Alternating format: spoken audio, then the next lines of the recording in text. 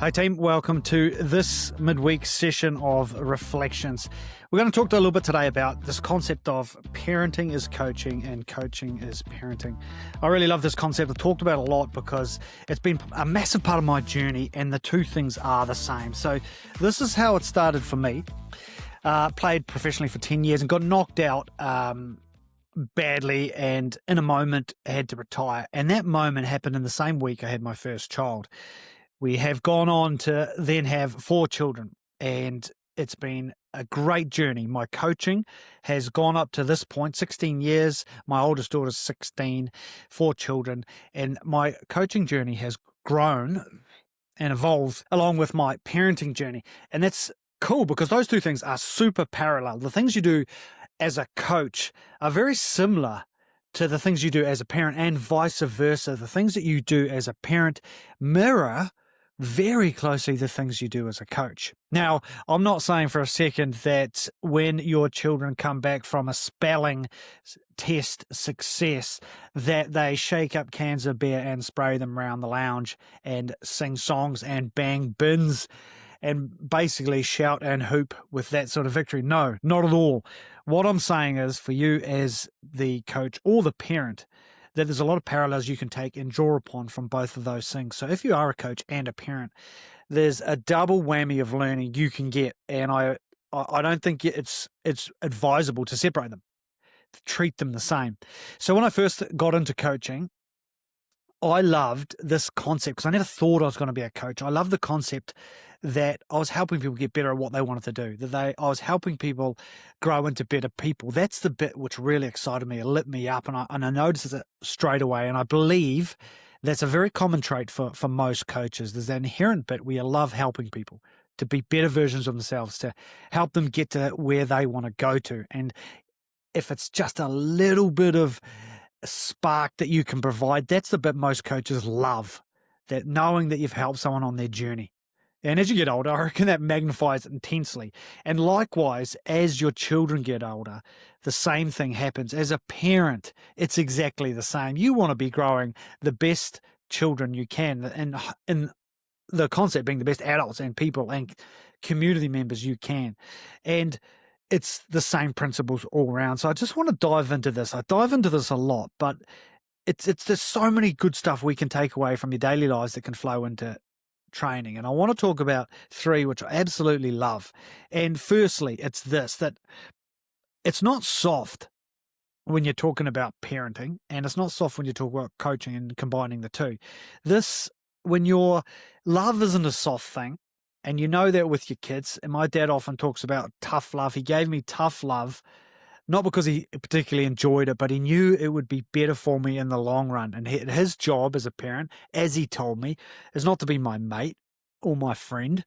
That wasn't his version of what a good father looked like, because he had to deliver some messages at times, and he knew he would, and he had to be tough and hard, and he didn't always deliver it well. That wasn't a strength of his, but the intention was excellent, that he wanted me to be a better version of myself, and he had to lay down the law sometimes and set standards and let me know when I slipped up and give me feedback, very stern feedback at times, and administer some punishments, which were received well, I believe, generally. Not at the time, but reflection.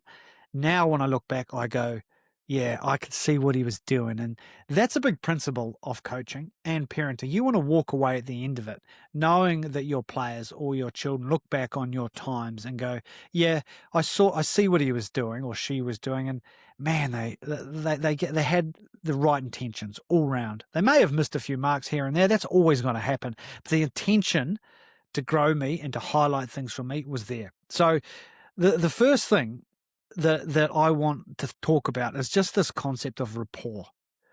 Rapport in your parenting, rapport in your coaching.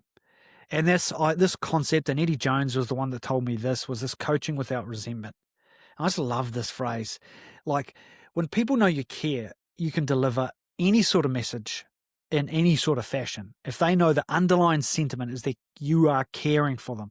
So with my players, if I'm talking to them about why they're not selected, and I'm doing it in such a way that they go, understood. that's okay. The amount of times I've had conversations of why I've told people why they have been not selected and delivered it in such a way that they've then gone, thank you, coach. And when you sit back and go, why would you say thank you? And because there's a rapport there, there's no resentment in that statement because you've explained yourself well and you've built the rapport in behind the scenes. You've built a relationship underneath which they know you care. So when you're delivering this message, they know it's not a personal attack. They know it's just the facts. And I think that's really important because when they know you care, they can be angry but when the emotion settles, what they're left with is the fact. And the fact is what you want them to have.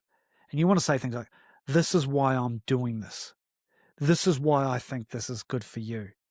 This is why we do things this way and not this way. Those sort of statements, if you've got behind the scenes connection and rapport, they can land really well. If you don't, you can get that crossed arms looking down your nose here, and that players and your kids too probably are thinking, this is absolute full of shit. Whatever's coming out of the mouth here, I don't believe it. That's because there's not that connection and a genuine connection underneath. And that's called rapport. So how you get that? Well, that's the art of coaching. That is the building, the cultural piece underneath, getting to know people as they are, even your own children. Having those little one-on-one times with your kids is absolutely gold, and it's a great coaching practice to practice. I do this relatively regularly, and my wife and I make sure we tell each other, I think it's time you have a one-on-one with your eldest son.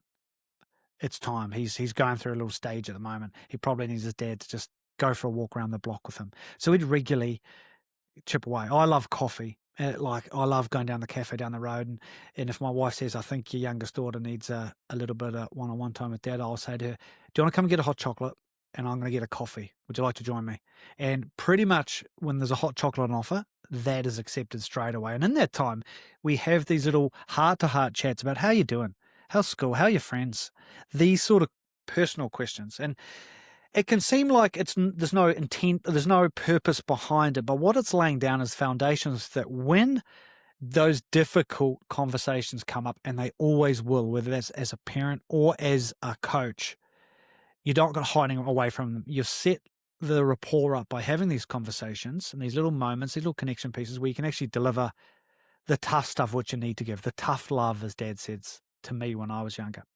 So take those moments, those little 1v1s, and get out of the loop and the grind and the rat race of the parenting working environment.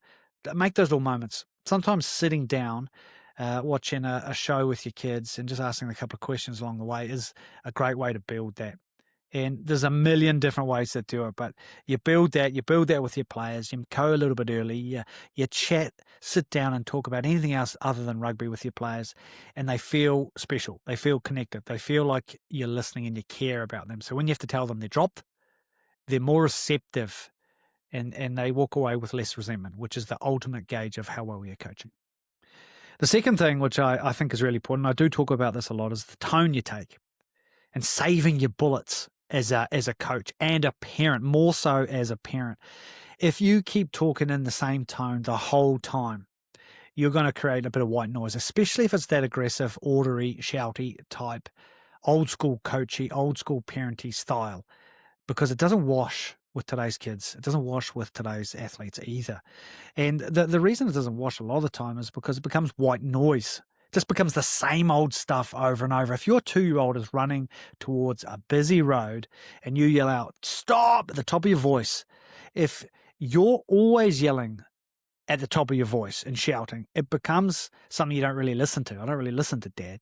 But if you never put that tone on, you only do it when it's absolutely required in those special moments. When you do it, everyone stops and goes, whoa, what the hell's going on here? Dad is losing it. There must be something super serious. Same too as a coach, when there's behaviors which you don't see, you want to be able to leap on them with a voice and a tone and an attitude like they've never seen before. So they go, whoa, I better stop. And you can't do that if you're always semi in that state. You got to have a balance to you. You got to have a differentiation in tone and how you apply your voice. And that's massive. So the art of that is essentially public speaking in a lot of ways, because, and not just public, but in those quiet moments too, you've got to be able to raise and fall. I think it's massively important. And saving your bullets, your powerful dad voice, your powerful coach's voice, save that for the real special occasions where it needs to land. You need your words to land. Save it for then. That's my absolute gold advice. The old school shouty coach days, long gone unless it's genuinely you and you've got a softer version to yourself. There's my thoughts. Think it's important. I reckon if you don't change your tone, practice it. Go to Toastmasters. I love this place. Toastmasters, public speaking place. You get to practice, free, available across the world. If in your city, if you Google Toastmasters, you will have multiple options to go to these weekly public speaking courses for free and do the courses, and you get better out of sight. You get feedback every time from both experienced speakers and non-experienced speakers, and that's wonderful to get. So I highly recommend that to fix and grow your tone as both a parent and a leader and a coach. Number three is it goes along with that resentment piece, is this concept, is to be the parent or the coach that your children or your players are proud of. Now, this is a weird kind of statement for a lot of people, but this is not a soft statement. You don't, when you're saying you want your kids to be proud of you, that doesn't mean that you're this soft, nicely, all that stuff parent, loose with rules. In fact, probably the complete opposite. And certainly with my kids being the example, is kids actually want direction. They want a little bit of edge. They want you to have clarity to pull them up when they're getting it wrong, because they need it. They don't know it. And they really appreciate it, so long as you have the rapport and you have appropriate tone. So a kid wants to be proud of their parent in all facets, right? Like they just want to go, yeah, cool. They're actually being a really cool father, a really cool mother here around this. And even if there's emotional parts to that, who cares? Like, when that emotion settles, because teenagers will have emotions, there'll be blowouts all the time. What you want is when they settle and they regather themselves, they go, okay, I get it. Yeah, they're actually just caring for me. And that is a massive thing. Same with your coaches. As a coach, you want your players to be proud of you as a coach, to go, yeah, man, he's cool, and speak highly of you.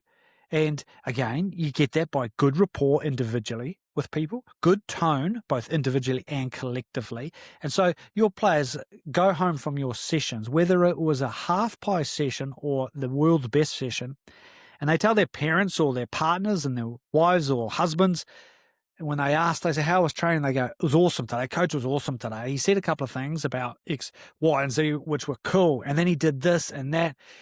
And that is something which is cool for a coach. The last thing you really want, and I know you don't need to worry about what everyone thinks, but you kind of want your players to be your evangelists of you as a coach, to be your cheerleaders on the sidelines. So when someone says, how was training? They go, yeah, it was awesome. We did this and this, which could be a standard drill, but it's the way you deliver it, the way you are as a coach, the way you set the culture and the environment and the learning that's involved.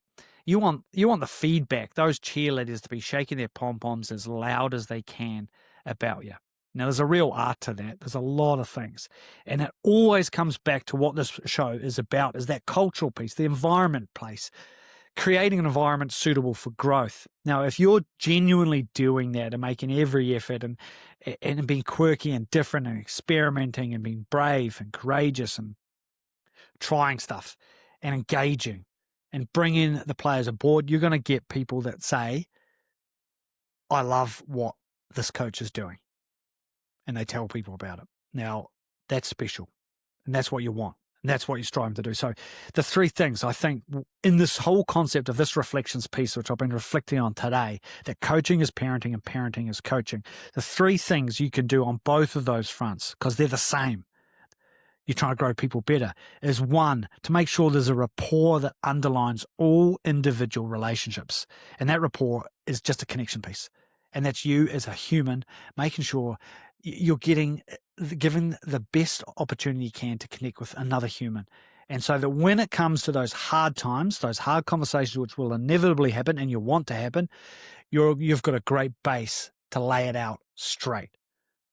Number two is the tone. that concept of save your bullets. Your voice are your weapon. As a coach, that's what you got. You can't play this game anymore. I certainly can't. Knees are shot. All I've got is my voice, my brain to connect it, to work it. And I've got to use it like it's an instrument, like a musical instrument. I've got to play it well. And you want to play it well, otherwise it sounds terrible. If you've ever heard me on the guitar, or worse, the recorder, which I was forced to play as a primary school student, it's horrendous and you won't stay in the room. But anyone that can play the guitar well and sing well to it draws people in and they listen. And what we want is people to listen to our voices. So when we have stern messages, they land well because people are listening with big ears. As Mike Cron says, listen with big ears. Number 3 is that reflection piece of start at the end point. You want to be the coach, you want to be the parent that your players or your children are proud of in the long run. And there will be short-term blips for sure. You're going to have to say some stuff at times. You're going to have to make players do some fitness stuff, which they're not going to like. And you're going to have to bark at times. But you want them to be proud when they sit back and the sessions are done, the seasons are done, and their careers are done. And they're proud that they had you as a coach. And when your children are at your saying your eulogy, which is a pretty morbid thing, but when they're saying that, you want them to say the same things at your funeral. You want them to be really proud. The quicker we can bring that back into present tense, the better. So if they go home from a training and say it, if they go to bed at night as your kids, if they say it then, you're on to a winner. Team, that's the reflections piece for today. I hope something in there landed. I hope there's a spark for someone. If you do have a thought, if you do have a reflection, I love the amount of people that are reaching out to me, especially on LinkedIn. That's the platform which I enjoy. So if something sparked in here, give me a bell. Drop me a personal message. Ask me questions. I enjoy replying back, and I will reply to everyone back. Let me know how it lands. Let me know any thoughts that I can raise questions for these little reflection pieces. I love just chipping away on a Wednesday morning, thinking about what people have said, thinking about our own experiences and relaying them back and hoping you get a bit of something out yourself. See you next week.